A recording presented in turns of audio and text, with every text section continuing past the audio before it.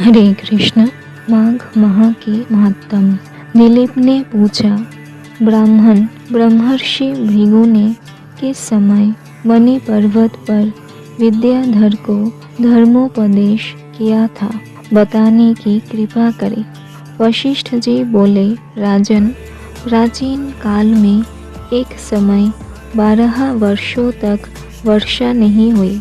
इससे सारी प्रजा उद्विग्न और दुर्बल होकर 10 दिशाओं में चली गई। उस समय हिमालय और विंध्य पर्वत के बीच का प्रदेश खाली हो गया।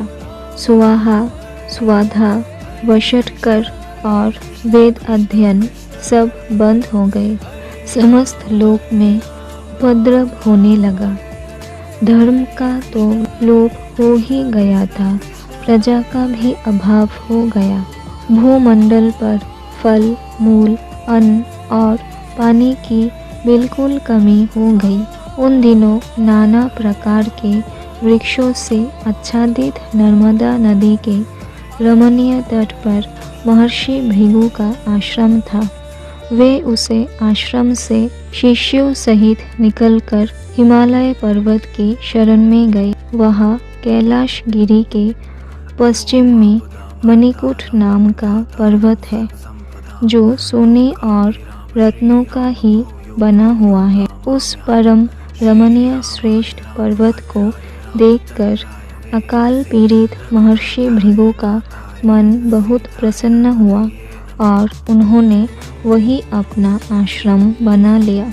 उस मनोहर शैल पर वनों और उपवनों में रहते हुए सदाचारी भृगु जी ने दीर्घ काल तक भारी तपस्या की। इस प्रकार जब ब्रह्मर्षि भृगु जी वहाँ अपने आश्रम पर निवास करते थे, एक समय एक विद्याधर अपनी पत्नी के साथ पर्वत से नीचे उतरा।